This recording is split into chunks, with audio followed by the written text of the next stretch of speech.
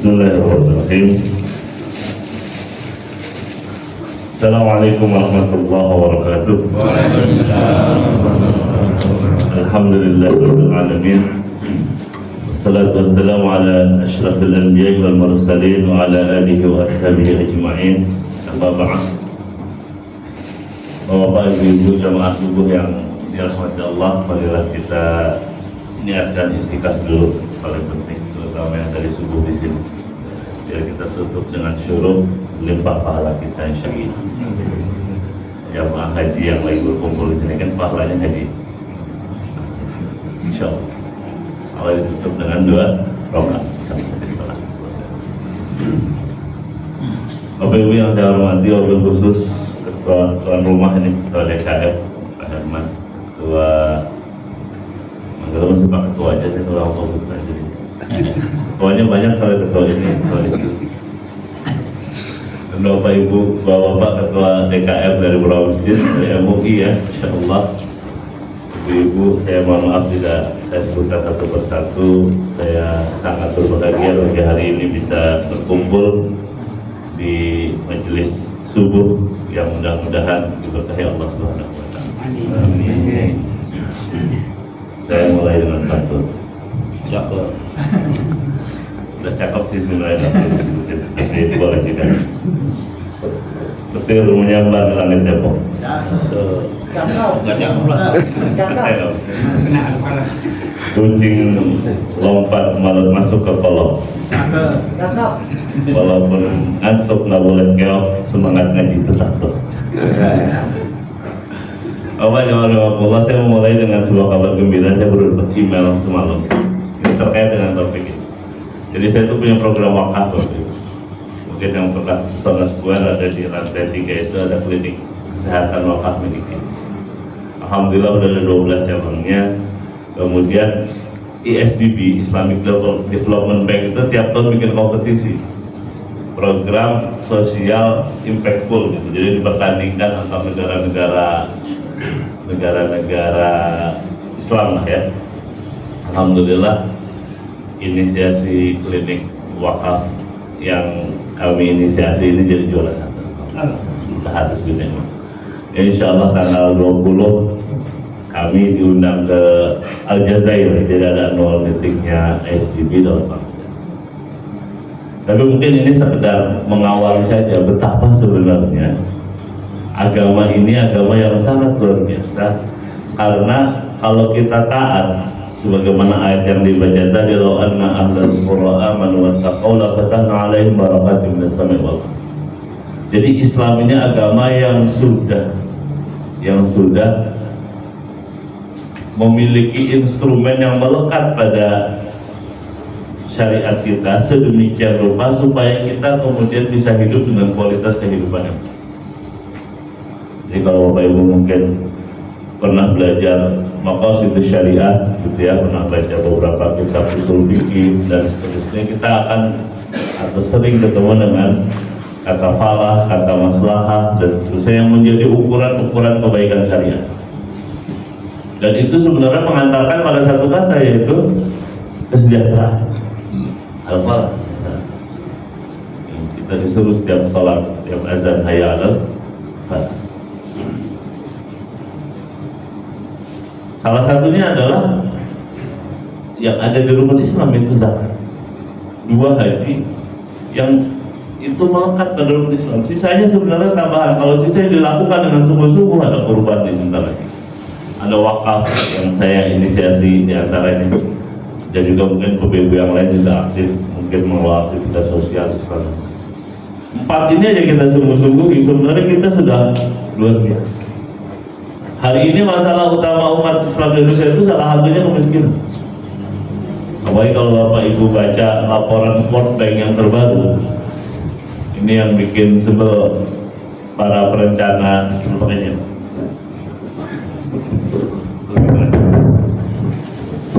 Tes lebih keras.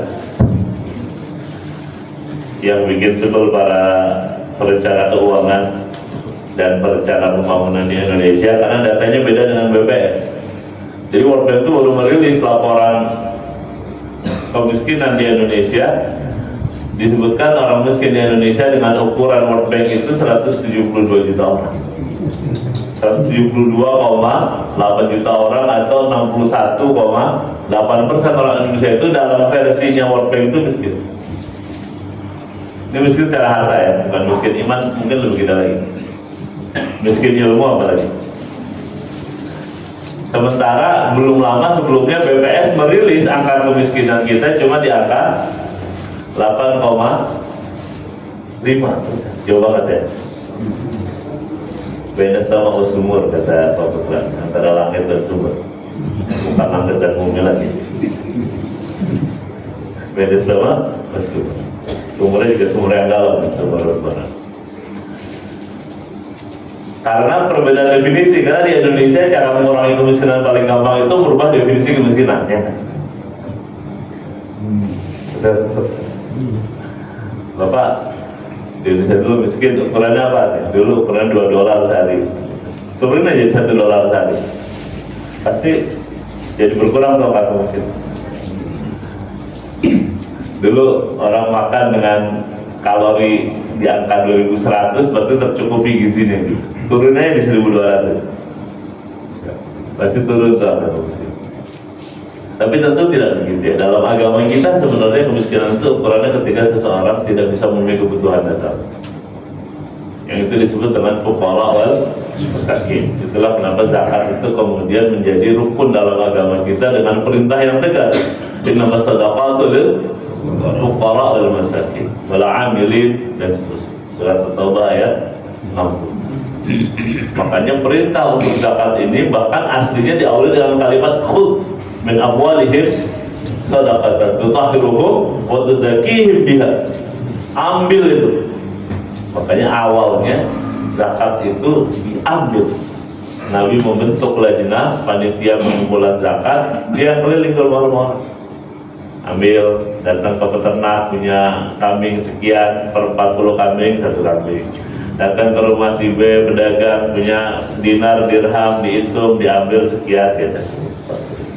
Dikumpulin, dibagi-bagi kemudian ke orang fakir dan walaupun kemudian di zamannya Sayyidina Utsman bin Affan menjadi khalifah kemudian diubah karena kaum muslimin yang makin banyak, wilayahnya makin luas. Zaman Sayyidina Utsman itu Islam sudah sampai masuk ke wilayah Libya di sebelah kiri, sudah ke arah Maroko.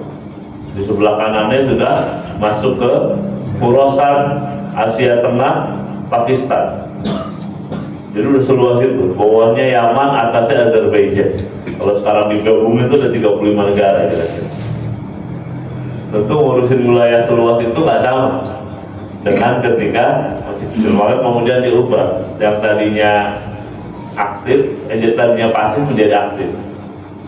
Walaupun kemudian juga dibentuk lajnah-lajnah di masing-masing wilayah. Zaman Umar tuh Islam dibagi jadi 8 gubernuran, 8 provinsi kira-kira begitu. Masing-masing kemudian aktif menggerakkan dan itu dikumpulin oleh penguasa lokal, dibagi di wilayah itu, kemudian lebihnya disetor ke pemerintah pusat. Dan pada masa itu zakat sudah mencukupi sehingga semua orang miskin tercukupi kebutuhan dasar. Jadi ukurannya adalah tercukupi kebutuhan dasar. Makanya zakat itu sebenarnya kebutuhan konsumtif yang itu. Dan kalau kita lihat di Indonesia potensi zakat itu tuh tinggi sekali. Kalau kita lihat angka hari ini, belum lama LPS, kita tahu LPS itu lembaga penjamin simpanan, salah satu badan negara yang fokus untuk ngurusin jamin tabungannya orang-orang ini. Merilis laporan ternyata di Indonesia ini makin timpang. Pemilik rekening di atas 5 miliar naik 13%, sementara pemilik rekening yang cuma 100 ribuan makin berlipat. Jadi proporsi orang yang paling kaya dengan yang paling miskin itu makin. Di Depok ini saya pernah membuat survei SNSE namanya, neraca sosial ekonomi itu. Depok itu kalau dibagi jadi 10 kelompok, 10 desil kalau ada statistik yang kelompok 1 sampai 10 masing-masing waktu 10%, 20%. Itu pemilik tabungan itu tinggal di desil 9 sama desil 10. Jadi kalau Bapak Ibu punya tabungan yang melebihi 2 kali belanja bulanan, misalkan kita sebulan pengeluaran 5 juta, punya tabungan 10 juta, itu Bapak Ibu sudah masuk ke 15% orang di Indonesia. Karena sisanya di bawah. Jadi kalau kita melihat Depok cuma melihat Margonda, Margo City, Tona Square gitu ya, Depak Sawangan, itu tidak mencerminkan keseluruhan cuma. Karena rata-ratanya. Nah seharusnya secara syariat semua orang miskin itu berhak mendapatkan minimal orang-orang yang sudah, itu orang miskin itu kan ada datanya, tinggal di breakdown ke masing-masing wilayah, kemudian ditetapkan kebijakan yang tepat ke sana itu. Di Indonesia ini risetnya UIN mengatakan harusnya zakat itu bisa terkumpul di angka sekitar 300 triliun. Di Indonesia tahun lalu terkumpul kira-kira baru 24 triliun. Itu asumsinya dari Aceh sampai. Jadi kalau hari ini orang miskin yang nggak keurus ya mungkin karena salah satunya kan yang dikumpulkan baru 24 per 300. Berapa kira-kira? Berapa kan? 12%. Ya, hampir 8%, hampir 10%. Itu yang lembaga formal juga sangat sedikit. Yang formal itu Basnas. Basnas itu tahun lalu cuma 1, sekian triliun. Yang lain di bawah Basnas tentu saja. Begitu apa itu sekitar 400 miliar. Rumah zakat itu ya di kisaran 400-an miliar. Kenapa lembaga itu jadi penting? Karena lembaga itu punya kemampuan pemberdayaan. Jadi zakat itu kan ada penyaluran, ada pemberdayaan. Pemberdayaan itu artinya nggak cuma bagi, tapi dimonitor sampai tingkat ekonominya bisa tumbuh, bisa naik. Jadi Basnas Depok tuh harusnya memonitor tuh. Makanya punya program zakat perempuan apa gitu ya? Apa namanya? TK ya kalau nggak salah. Apa sih katanya Pak? Perempuan kepala keluarga. Perempuan kepala keluarga, ibu tunggal gitu ya, single mother gitu. Atau suaminya udah nggak mampu. Atau suaminya udah nggak mampu, atau suaminya meninggal misalkan. Kemudian itu harusnya dimonitor dari sekedar mencukupi kebutuhan dasarnya sampai kemudian dia bisa pelan-pelan menghidupi dirinya atau mandiri. Sementara di Indonesia itu masih kebanyakan zakat itu dibagi orang per orang, jadi kita bagi ya, kita bagi ke saudara, ke ponakan, ke tetangga, misalkan. Itu dideteksi, dihitung, tapi kemudian kan nggak sampai pemberdayaan, hanya sekedar ya distribusi atau penyaluran kayak zakat fitrah gitu ya, kayak pembagian ya selesai udah. Kalau besoknya tanggal 3 Syawal udah nggak punya beras lagi juga pengurus zakat nggak tahu kan, gitu. Ya makanya idealnya itu pemberdayaan. Bahkan kalau di beberapa negara yang sudah bagus soal zakatnya seperti Malaysia, pengumpulan dan pendaya gunaan dipisahin Pak. Jadi kalau di Malaysia punya PPZ, petugas pungutan zakat. Jadi dia hanya pengumpulan aja, nggak mikirin penyaluran. Dan dia berkoordinasi dengan Kementerian Keuangan mereka, dengan Direktorat Pajak mereka dan seterusnya. Sehingga pengumpulannya sangat signifikan karena kemudian kebijakannya juga antara pajak dan zakat dan seterusnya juga kemudian. Nah di Indonesia ini kurang baik dalam hal tata kelolanya. Mudah-mudahan inisiatif semacam ini, karena zakat itulah pesan utamanya apa? Memastikan nggak ada satupun fakir miskin yang nggak tahu. Makanya zaman Abu Bakar jadi khalifah, ketika ada orang membunuh zakat diperangi sama Abu Bakar. Masalahnya apa? Kamu tuh kamu berkontribusi terhadap orang miskin yang nggak tercukupi kebutuhan. Kamu mengambil hak orang. Jadi kalau Bapak Ibu punya rezeki lebih dan wajib bayar zakat, hitungannya kemudian kita keep sebagian, pastikan dia tidak menyatu dengan rekening kita yang dipakai buat belanja saja. Karena itu bukan hak kita, itu hak orang. Nggak bisa. Jadi zakat ini instrumen yang sangat penting. Itulah kenapa kemudian perhatian kaum muslimin terhadap zakat luar biasa. Bahkan zakat ini menjadi, kalau bahasa kita hari ini, menjadi akun utama di APBN atau APBD di pemerintahan ala Abu Bakar As-Siddiq, Umar bin Khattab dan seterusnya. Sampai nanti mungkin Bapak pernah dengar zaman Umar bin Abdul Aziz, eranya Umayyah, beliau bahkan dengan zakat itu bisa memakmurkan masyarakat sampai nyari orang miskin susah. Tidak ada penulis yang jalan dari Yaman sampai Maroko nggak ketemu orang miskin, nggak ketemu orang yang mau menerima zakat karena merasa sudah. Artinya program pemberdayaannya berjalan dengan baik. Nah hari ini ya nggak mungkin, orang yang dikumpulin cuma 10% juga nggak sampai.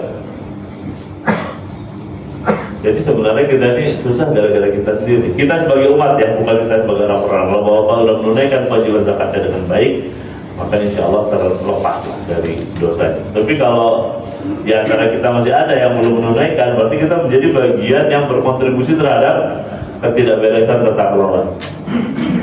Sambil kita tentu berharap pemerintah daerah bisa mengelola zakat ini dengan lebih berkualitas.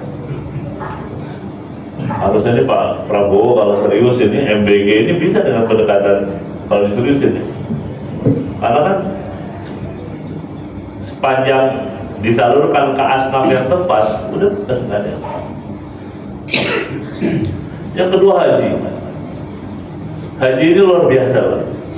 Pemerintah Saudi, Masya Allah, saya Ramadan kemarin umroh dan malam 29 kan sekarang Masjidil Haram itu makin keren ya Mbak ya. Jadi banyak layar-layar gitu, bahkan ada tulisannya. Attendance hari ini udah kayak kita lakukan bola gitu ya. Jamaah yang ikut Khatmul Quran malam ini 4,6 juta orang, ada tulisan itu 4,612 berapa gitu. Jadi kan dia punya banyak sertifikat hitung orang jamaah. Oh bayangkan 5 juta orang kali ini aja tuh hotel, pesawat dan seterusnya. Itu potensi umat di Indonesia saja. Kita ngomong Indonesia lah, kalau ngomong Saudi kejauhan. Di Indonesia hari ini outstanding dana haji ada 168 triliun dana haji masyarakat yang belum berangkat nih, numpuk di BPKH, Badan Pengelola Keuangan Haji. Nilainya sebesar itu, dan itu duit real ada semua. Kalau Bapak ke bank nanya, sebutlah kita baca laporan keuangan Bank Syariah Indonesia gitu, punya aset 250 triliun misalnya, punya dana pihak ketiga sebutlah sekian triliun gitu. Tanya duitnya di mana, belum tentu ada Pak. Kenapa? Karena kan masih ada dipakai buat, masih tersebar kan. Ada nasabah yang minjam, ada nasabah yang nabung gitu ya. Yang nabung kan nggak dikip, tapi disalurkan ke yang membutuhkan, ke yang kemudian melakukan pembiayaan dan seterusnya. Tapi kalau BPKH ini dana jernih lah, duit umat semua itu. Kalau mungkin yang masih ngantri berangkat haji baru 2040 dan seterusnya, itu ada diakumulasi dana 170 triliun.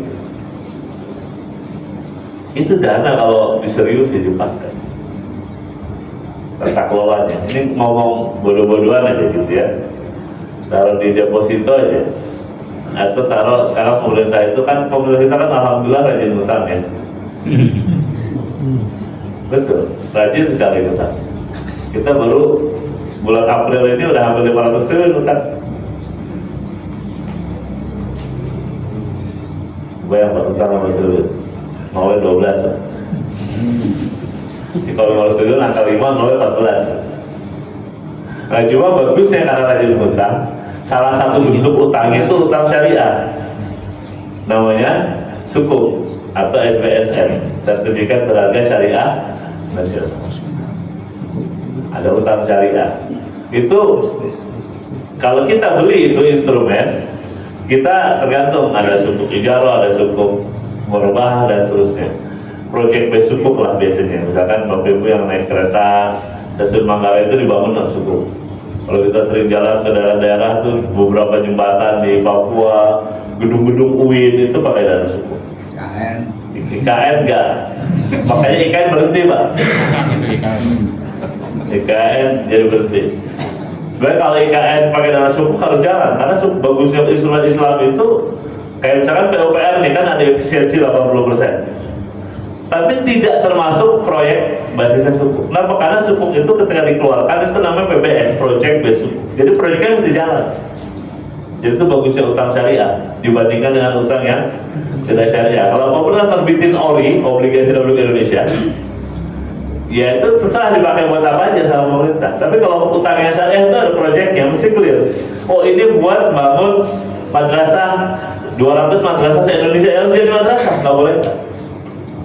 Nanti pemerintah itu bisa dapat setara dengan 6 sampai 7%. Kalau duit haji tadi ditaruh dapat 6% berarti dalam setahun ya nol kan? Berarti sebulannya 0,5%. Setengah kali 100 triliun aja berarti berapa? Setengah triliun 500 triliun. Itu jadi berapa DKM soalnya? Jadi berapa masjid?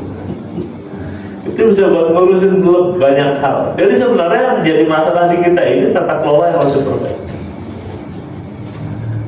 Itu dana yang outstanding. Belum lagi hazanah-hazanah yang lain seperti kurban, wakaf. Kurban Pak, saya punya teman yang kebetulan bisnisnya kambing. Cuma dia mainnya nggak di sini, mainnya di Somalia sama di Jordania.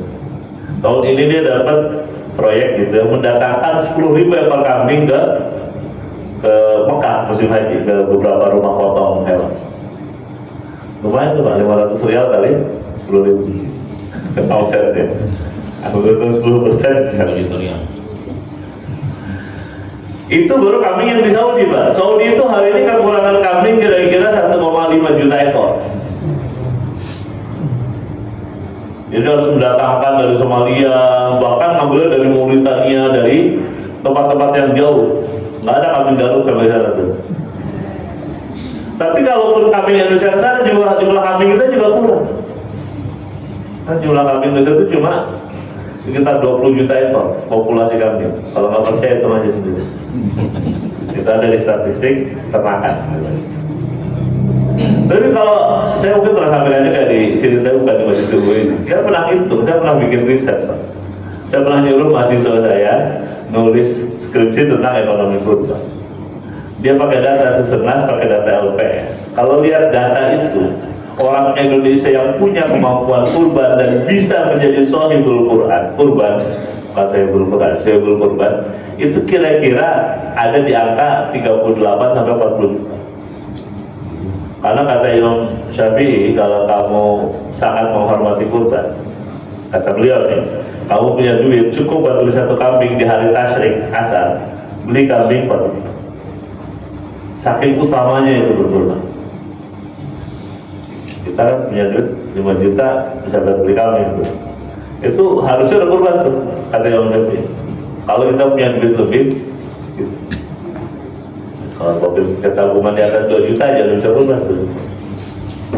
Baik kalau beli hari tasrik kan, udah turun harga kambing tuh, hari ke-13 kan udah turun, hari ke-12 udah turun. Kalau potong habis sholat id ya masih mahal tuh. Ya, kalau kita duitnya dikit, jangan pas sholat id ya. Kan potong bisa sampai hari terakhir tasrik. Kalau kita ingin mengoptimalkan itu, kalau pendekatan itu kita 40 juta.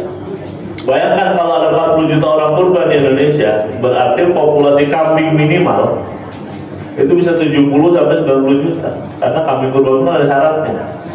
Udah ganti gigi, jantan, umur setahun dan seterusnya. Nggak mungkin orang kambing jantan doang ya nggak?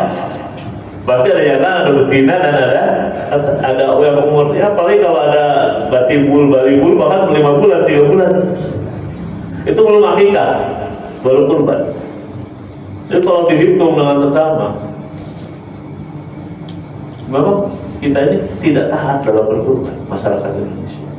Jadi kalau kita mau pilar kesejahteraan, kita tuh nggak sejahtera karena kita sendiri. Bayangkan kalau orang Indonesia semua taat kurban, itu fakultas peternakan laku keras pasti. Penyuluh peternakan pasti punya kerjaan banyak. Jumlah penyuluh itu nggak bisa sedikit. Balai-balai peternakan mungkin ada di setiap provinsi sampai bahkan di tingkat kota kabupaten. Pendidikan untuk mengantisipasi ada penyakit di hewan, kuku, mulut, segala macam pasti dijaga, karena hewan sakit itu nggak bisa dikurbankan. Nggak boleh kita kurban dengan hewan yang cacat, nggak boleh kurban dengan hewan yang sakit, nggak boleh kurban dengan hewan yang bahkan kupingnya rusak aja kata Nabi nggak dianjurin. Kurban yang terbaik. Ya, alhamdulillahnya kita nggak taat, jadi jumlah kambingnya masih cukup. Lebih malah ya. Kalau kita taat cuma kurang itu kambing. Dan gara-gara itu coba bayangkan, ini ngomong kesejahteraan, salah satunya ukuran kesejahteraan itulah konsumsi daging per kapita. Asupan protein hewani per kapita, saya lupa apa persisnya ukuran yang ditetapkan oleh Kementerian Kesehatan, WHO dan World Bank ketika mereka mengukur itu. Orang Indonesia itu termasuk, kenapa masih banyak masalah stunting? Kenapa masih banyak masalah kekurangan gizi? Makanya programnya MBG gitu ya, makan bergizi gratis. Salah satunya karena konsumsi daging per kapita di Indonesia itu bahkan 1/20 dari konsumsinya Malaysia, Pak. Karena Malaysia itu makan daging setahun itu berapa kilo? Itu 4 kilo, misalkan dalam. Indonesia itu cuma berapa ons gitu dalam setahun ya per orang. Jadi kalau Bapak masih bisa datang ke warung steak makan kambing atau dalam kumpul pengajian nasi kebuli makan kambing itu 2 kali makan udah cukup itu kebutuhan standar angka kebutuhan protein hewani per kapita per tahun. Agama ini bahkan mikirin begitu Pak, cuma pendekatannya nggak ngomong protein hewani per kapita per tahun aja.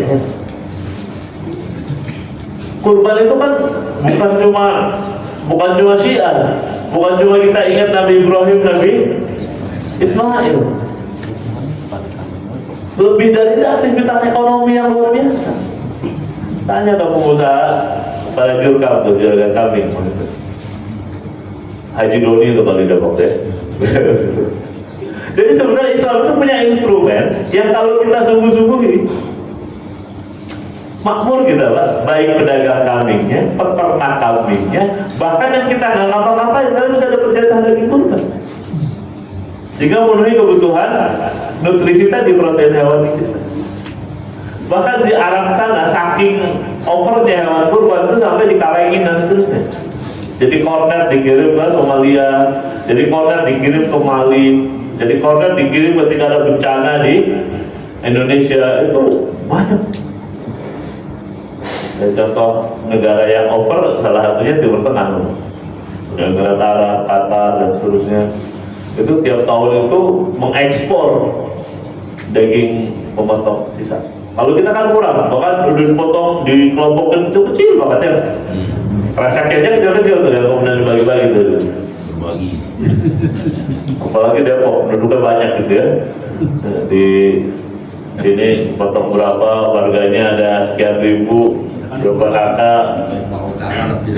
Apalagi Depok Utara, akhirnya satu orang cuma segini satu keluarga tuh. Dapat 0,8 ya Pak? Itu juga udah sama tulangnya, udah sama babat segala macam ya. Nggak cuma daging gitu. Di UTM yang saya tahu jeroan itu nggak dihitung, jeroan itu jadi limbah. Jadi konsumsi. So, di blend kemudian jadi pakan apa gitu, saya lupa. Jadi yang dibagi cuma daging. Jadi kita bisa bayangkan, sebenarnya agama ini tuh punya pilar-pilar yang sederhana. Itu semuanya kan aktivitas tradisional kita dari kecil. Zakat, haji, kurban. Kalau kita mau lebih advance, lebih dari itu, ngomong kita ini kita nggak bicara Islamic capital market, kita nggak ngomong insurance, kita nggak bicara Islamic banking. Hari ini kalau ngomong ekonomi Islam harus ngomong ekonomi syariah, ngomong perbankan syariah gitu kan, harus ngomong asuransi, harus ngomong pasar modal. Enggak, ini ngomong zakat, haji, kurban, kalau disuruh sini itu gede banget itu. Harusnya nggak miskin kita. Australia, New Zealand, Brazil itu hari ini 3 negara yang ekspor dagingnya luar biasa besar. Untung kita merestriksi. Sekarang penguasa ayam bukan kurban ya, tapi saya baru baca data di kebetulan Brazil itu tinggal nunggu dibukain pintu, masukin ayam ke Indonesia. Kalau masuk tuh ayam dari Brazil, harganya 20 sampai 30% lebih rendah daripada harga yang bisa diproduksi oleh peternak lokal. Peternak lokal itu bukan peternak yang di kampung-kampung ya, sekelas Java, Carun Pokpan itu kalau ketemu Brazil itu minggir teratur. Apa kalau makan albaik, kalau lagi umroh makan albaik di Saudi sana itu banyak kan Arab dan ayamnya dari Brazil. Dan ayamnya itu tersertifikasi halal semua. Jadi saya punya teman yang menjadi konsultan kehalalan dari salah satu industri peternakan ayam di Brazil. Itu lucu ceritanya. Jadi orang Brazil belajar di Malaysia, habis itu dia merasa udah bisa, tetap nggak halal. Karena yang belinya bukan orang Islam kan? Kalau mau masuk Islam dulu gitu. Kalau Brazil kan orang Islam kan? Walaupun dia Bismillahirrahmanirrahim, kalau bukan orang Islam sangat tuh kami. Sangat tuh ayam, enggak. Jadi motornya mesti pakainya, walaupun itu mesin semuanya, rapi banget Pak. Kalau kita lihat ayam sapi kami di Brazil tuh, sapi Brazil tuh kayak bisa baris itu Pak, gitu. Betul. New Zealand jumlah kambing itu lebih banyak dari jumlah penduduknya Pak. Jumlah kambingnya melebihi jumlah penduduk. Kita penduduk 300 juta, kambing cuma 20 juta. Itu jalan macet Patri. Jalan macet. Kita itu pemimpinnya yang kurang amanah Pak. Kalau ke sana jadi panjang. Jadi saya mau mengatakan pilar kesejahteraan itu sebenarnya bukan bicara harus yang sangat, apalagi kalau kemudian pembinaan amanah, apalagi kalau kemudian perbankan syariahnya diregulasi, dikuatkan dengan baik. Hari ini misalkan kita mau perbankan syariah, Bapak tahu Malaysia penduduknya cuma sedikit, lebih kecil dari Jawa Timur. Satu provinsi kita taruh terus tutup tuh Malaysia. Nggak usah satu negara. Tapi financial deepeningnya, financial inclusionnya, akumulasi dana keuangan syariahnya itu berkali-kali lipat dari kita. Orang lebih suka beli sukuk globalnya Malaysia dibanding sukuknya Indonesia. Padahal bagi hasil lebih kecil, tapi dia lebih percaya. Trustnya berapa? Hari ini kita bicara tentang ekonomi yang luar biasa besar dan terus tumbuh. Tapi kita kadang-kadang melupakan basis-basis. Jadi selain kita menegakkan sholat, kemarin puasa Ramadan, halal bihalal di situ. Sebenarnya ruang-ruang beragama kita itu, dan agama ini dahsyat. Agama ini luar biasa. Agama ini mengatur bahkan urusan zakat. Innama shadaqatu lil fuqara wal masakin wal 'amilin, bahkan dispesifikkan untuk amilin. Sehingga nanti secara syariah dia boleh ngambil 12,5% atau 1/8 asal salah satunya. Artinya kalau kita ngurusin zakat dengan baik, kita nggak perlu melibatkan APBD APBN. Kalau kamu kumpul 100 miliar, 12,5 miliar itu untuk pengelolaan, buat bayar listrik, buat beli laptop, buat transportasi, distribusi kemana-mana. Jadi dia secara mandiri, secara fiskal itu mandiri tata kelola. Allah tuh udah mikirin, udah memberikan arahan sedetail itu. Mana ada Pak, kita nonton kayak kurban tadi, hewan kurban itu bahkan spesifik. Jadi kalau kita bersungguh-sungguh menegakkan agama kita, bersungguh-sungguh dalam ketaatan, bersungguh-sungguh dalam menjalani kewajiban dan menghidupkan yang sunnah. Nah yang kedua yang pengen saya pakai untuk begini. Kalau yang wajib kita jalankan itu satu urusan. Yang sunnah kita sungguh-sungguh. Karena kebaikan orang kan pada yang sunnah ya Pak. Bapak ketemu orang tiap hari sholat 5 kali biasa aja. Orang Islam harus sholat 5 kali ya. Bapak ketemu orang puasa Syawal selesai, hebat nggak? Hebat. Karena dia nggak wajib puasa Syawal. Yang wajib puasa Ramadan. Ketika seseorang menjalankan kewajiban biasa aja. Tapi kalau sunnah dia kerjakan, itu spesial. Nah, sunnah itu harusnya lebih gede lagi, Pak. Sunnah dalam harta, misalkan ada infak, ada sedekah, ada wakaf. Ini ada datanya, ada catatan di sebuah disertasi teman saya di Qatar. Dia ngitung berapa dana sosial di masa pemerintahan Harun al-Rashid, Sultannya Abbasiyah.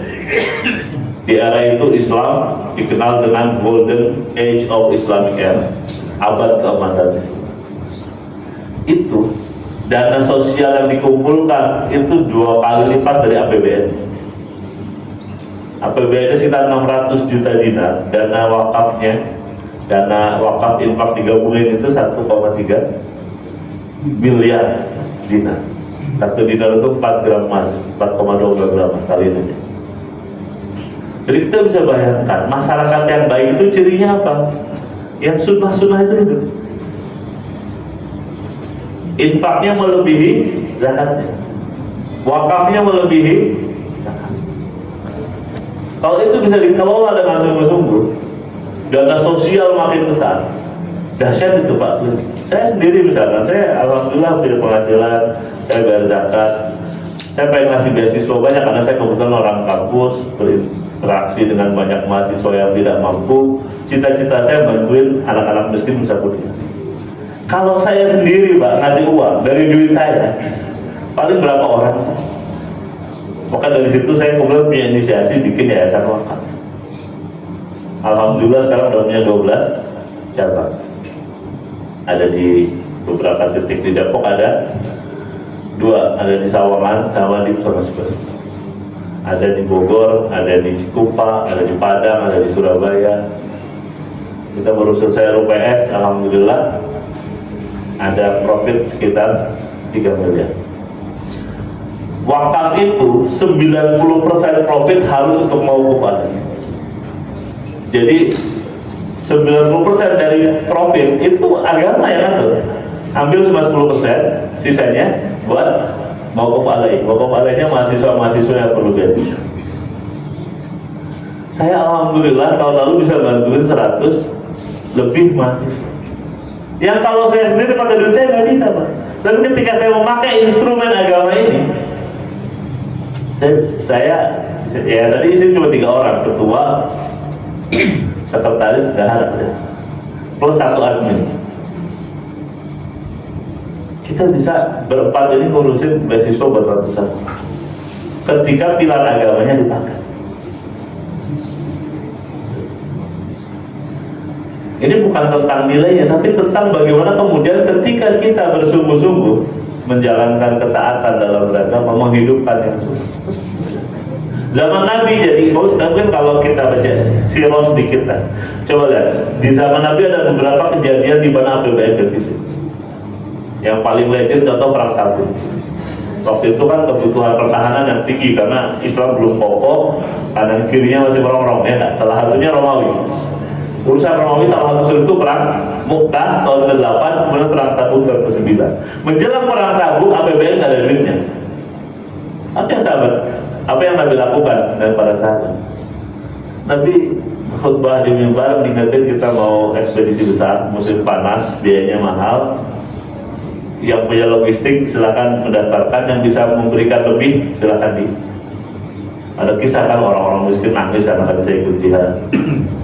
Ya Rasul senang banget jadi orang kaya, dia sholat kita sholat, dia puasa kita puasa, tapi dia jihad kita nggak bisa. Kata Nabi minta maaf, kenapa? Karena nggak ada logistik yang cukup buat bawa kalian 2 bulan di perjalanan sampai datang Jawa itu. Orang-orang kaya kemudian berlomba-lomba. Abu Bakar menyetorkan seluruh harta, liquid money-nya semuanya dikeluarkan dari rumah-rumahnya enggak ya, tapi semua dinar dirham rumah kasih. Sampai ketika Nabi nanya, Abu Bakar berapa yang kamu kasih nih? Seluruh harta saya, semua duit yang saya beli. Abu Umar bin Khattab setengah harta. Utsman nggak disebut berapa bagian, tapi Utsman di perang Tabuk nyumbang 1000 ekor kuda dan unta. Beliau menyumbang plus 1000 dinar, 1000 keping emas. Jadi infaknya waktu itu Utsman 4,25 kilogram. Jadi kalau Bapak infak masih ngomong emas pakai gram, ketemu Utsman melipir Pak, dia kilo nyebutnya. infaknya dia seorang aja. Sa'ad bin Abi Waqqas, Abdurrahman bin Auf, Talhah bin Ubaidillah, Zubair bin Awwam. Semua sahabat itu nyumbang dalam jumlah yang sangat besar. Tapi itu kan nggak cukup bawa semua sahabat satu. Tapi kita lihat ketika negara defisit, orang-orang nyumbang akhirnya gerak tuh. Kenapa? Karena ya mungkin satu faktor pemerintahan yang sangat dipercaya, kira-kira begitu ya. Jadi nabinya mengumumkan, orang merespon, kayak gitu ya. Pemimpinnya, nabi kan waktu itu kepala negara gitu kan. Ini ada defisitnya. Zaman Umar juga begitu Pak, pernah defisit, ada kekeringan. Saking keringnya sampai kemudian hasil panen turun begitu jatuh tahun 18 Hijriah. Programnya Umar waktu itu apa? Urbanisasi. Orang suruh ke kota, karena yang di desa nggak bisa kita urusin, yang di kampung, yang di gunung, kamu ke kota semua, di kota disiapin dapur umum di mana-mana. Gandum nggak diperjualbelikan, dibeli semua sama pemerintah, dibikin, dibagi ke masyarakat. Orang berlomba-lomba nyumbang, sampai kalimatnya, orang tuh kalau dulu mau infak bingung, kita kasih aja ke umat. Maksudnya ke negara ya, karena Umar yang tahu cara membagi. Masuk kasih ke negara yang khusus. Jadi ketika negara kemudian turun dengan kualitas kerja yang baik, kontribusinya dari apa? Dari perkara-perkara sunnah. Karena bukan wajib. Ketika negara ngumumin udah beli zakat udah. Tapi yang sunnah-sunnah itu, sehingga krisis itu bisa dilewati bersama-sama. Habis itu makmur lagi sama normal lagi ketika hujan turun. Kita tahu ya, bisa kalau mungkin Bapak pernah sholat istisqa, pasti hadis Umar yang dipakai.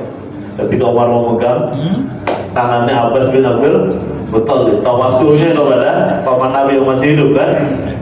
Ini paman Nabi, Allah, paman kekasih, minta hujan. Akhirnya setelah kekeringan begitu lama turun. Zaman Umar pernah ada gempa, zaman Umar pernah ada musibah tahun Amwas, Covid lah bisa kita kira-kira begitu. Zaman Umar pernah ada kekeringan tadi Ramadan dan seterusnya. Terlewati dengan apa? Dengan kekuatan ibadah sunnah dalam urusan ini ya infak sedekah. Sehingga memang masjid pada waktu itu menjadi instrumen utama untuk ekonomi umat. Aktivitasnya nggak harus masjid dan buka warung, enggak. Ya kalau mau buka warung ya boleh juga, silakan aja. Mungkin jangan di dalam masjid ya. Kan dagang nggak boleh di ruang utama, kalau di depan ya boleh. Kalau ada ruko satu yang punya DKM sini depan, bagus. Jadi yang sunnah hidup, maka masyarakatnya menjadi. Makanya kalau kita mau beriman bertakwa itu cukup Pak. Ayat tadi baca lawan ahlul qura, tapi harus ahlul qura satu kampung semuanya.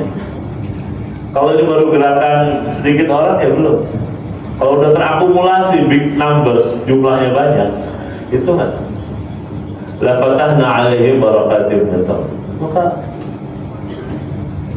makmur semuanya insyaallah.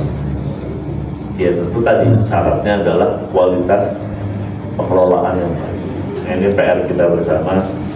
Mudah-mudahan Allah memberkahi kita. Amin. Jadi pilar kesejahteraan itu basisnya adalah kita taat pada Allah. Taat pada apa? Satu pada yang wajib.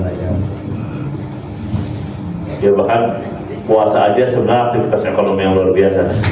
Di Indonesia ini semua aktivitas bulan puasa itu ekonomi Indonesia itu naik 1,5 kali lipat, bahkan sampai 2 kali lipat di bulan Ramadan. Ibu-ibu yang biasanya nggak jualan jadi jualan. Semua bergerak tuh. Belum lagi zakat fitrah. Belum lagi mudik kalau di Indonesia ya. Ekonomi mudik itu hampir 58 triliun hitungannya B. Ekonomi mudik. Uang yang bergerak dari pusat ke daerah. Dahsyat itu. Gerakin uang itu. Yang kedua, kita taat pada hal-hal yang sunnah. Kalau kita sunnahnya dijaga, termasuk sunnah sebenarnya berlaku ya. Sunnah itu kan mengacu pada satu amalan yang tidak wajib, tapi kita lakukan. Dua, bicara tentang perilaku. Perilaku apa? Perilaku tidak rakus, tidak mubazir, tidak korupsi. Indonesia ini kegedean korupsi. Kita kan kalau baca data korupsi bingung ya. Kemarin tuh siapa? Hakim MA gitu. Di rumahnya ada uang 90 miliar atau berapa, ada emas 21 kilo. Kita kalau punya duit segitu di rumah nggak bisa tidur kali ya. Cash itu. Kita berangkas kita juga nggak kuat Pak. Kalau kita berangkas ini nggak punya apalagi. Apalagi kalau ketemu korupsi apa Pertamina tuh sekian triliun gitu, kalau mengimajinasikannya susah gitu. 279 triliun korupsi timah itu segede apa ya duitnya gitu. Karena apalagi bapak di Pak Hermantonya ditansil 1,3 triliun. Gitu aja dulu udah legend banget ya Pak ya. Mas Bapindo 1,3 triliun itu korupsi zaman Pak Harto. Sekarang kayaknya angka triliun itu kayak gampang banget kan sebetulnya. Ya itu ahlul Qur'an wa taqwa, keimanan takwa itu. Makanya kunci itu jadi orang baiknya dulu Pak. Salat dijaga, haji dikelola dengan baik. Insya Allah kita.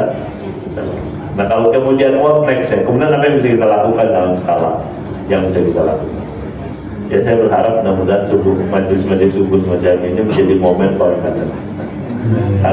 Karena innallaha la yughayyiru ma biqaumin hatta yughayyiru ma bi anfusihim. Kalau kita mau bergerak dikit-dikit, kecil-kecil, kalau kata Agim 3M ya, mulai dari yang kecil-kecil, mulai dari diri sendiri, mulai sekarang juga. Misalkan kita punya potensi apa, karena kita punya potensi apa, kita hitung nih. Jangan-jangan zakat kita selama ini kurang. Kalau lebih-lebih dikit ya bagus. Kita hitung lagi masyarakat kita, tetangga kita yang nggak mau kemana, kita harus urusin. Kalau ngurusinnya butuh 100 juta, sementara dana baru 60 juta, kita pikir 40 juta dari mana ya, kurang. Kalau semua orang masjid urus masjid ramai nih Pak. Kenapa? Karena orang merasa di masjid itu dia mendapatkan kebaikan dunia, kebaikan akhirat. Bapak kalau ke Raudhah depan ada tuh atas tuh depan Nabi masuk dari pintu Jibril ada yang undang-undang lebih tinggi, itu tempat yang halus suka. Itu kalau saya sinyal yang sangat kuat orang miskin itu dikasih tempat tinggal di masjid Pak. Itu kan orang-orang yang nggak punya rumah, orang-orang yang nggak punya uang. Dia datang dari Yaman, dia datang dari Mesir, dia datang dari mana-mana mau belajar agama di Madinah. Dia bukan warga Madinah, nggak punya rumah. Nabi taruh tempat namanya tempat halus. Abu Hurairah di situ sama Nabi. Artinya masjid itu jadi tempat, jadi shelter untuk orang yang nggak perlu rumah singgah, masjid itu cukup. Indonesia ini jumlah masjidnya banyak banget. 824.000 kata sistem informasi masjid. Kalau dari situ, ini pusat-pusat ekonomi kalau saat ini dikelola dengan baik. Nggak harus jadi kayak Jogokarya gitu. Nggak harus juga semuanya kayak begitu. 1-2 urusan aja kita mulai. Kemiskinan di sekitar kita, atau apalagi ibu-ibu tadi, perempuan, kepala keluarga. 1-2 urusan kita urusin. Kita bantuin negara, bantuin, ya, insya Allah jadi gitu. Jadi mudah-mudahan ini Masjid Al-Falah bisa menjadi sumber kebahagiaan dan kesejahteraan ya. Insya Allah Masjid Al-Falah, Nursalam, Assalam, Istiqomah baik. Al-Muqarrabin udah baik semua itu. Udah cukup lah itu. Namanya aja udah cukup. Baik, saya kira itu pagi ini sekedar pengingatan bahwa kita insya Allah sejahtera dunia akhirat sebagaimana doa kita Rabbana atina fid dunya hasanah wa fil akhirati hasanah. Kalau kita betul-betul taat dalam beribadah. Mari kita akhiri dengan berdoa kita mulai dengan istighfar. Astagfirullahaladzim, Astagfirullahaladzim, Astagfirullah. Kita awal dengan awal Quran suratul Fatihah ala hadhihi niyyah wa ala kulli niyatin salihah al-Fatihah. Ar-Rahman Ar-Rahim Maliki Yawmiddin Iyyaka na'budu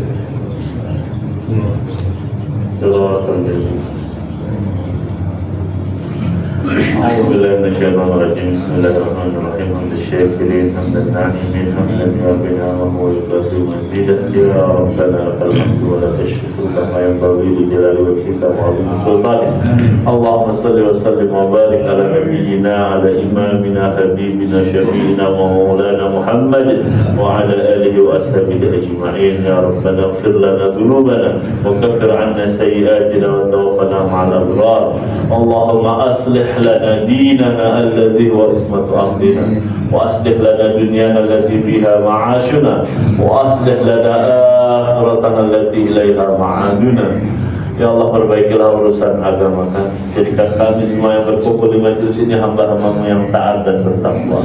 Amin. Ya Allah, perbaikilah urusan dunia kami, ya Allah, karena di dunia ini kami tinggal. Perbaikilah urusan akhirat kami, karena kesalahan kami semua akan kembali. Ya Rabbana ya Karim, ya Rabbana ya Aziz, ya Rabbana ya Dzal Jalali wal Ikram, a'izzana bil Islam, wa a'izzal Islam bina, wa a'izzal Islam wal muslimin, wa adhil syirka wal musyrikin, wa ahlikil kafar wal munafiqin wal zalimin. Ya Rabbana ya Hayyu ya Qayyum, birahmatika nastaghith. برحمتك نستغيث برحمتك نستغيث أصلح لنا شأننا كله ولا تكلنا إلى أنفسنا طرفة عين ربنا آتنا في الدنيا حسنة وفي الآخرة حسنة وقنا عذاب النار وقنا عذاب النار وقنا عذاب النار وأدخلنا الجنة مع الأبرار يا عزيز الغفور يا رب العالمين بفضلك سبحان ربك رب العزة عما يصفون وسلام على المرسلين والحمد لله رب العالمين.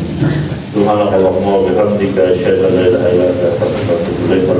السلام عليكم ورحمة الله وبركاته. Sebelumnya maka mungkin kita tutup dengan hamdalah. Alhamdulillahirobbilalamin dan doa majlis. Subhanallahumma wa bihamdika asyhadu an la ilaha illa anta astaghfiruka wa atubu ilaik.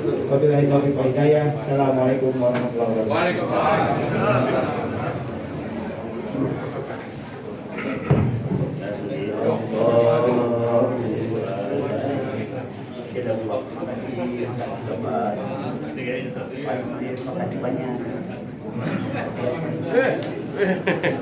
Biasa kayak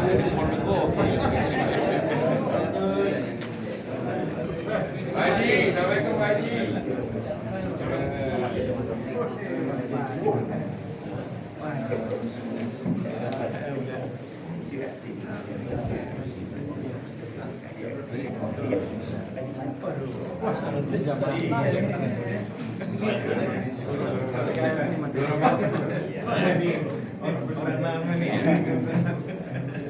Waktunya aja.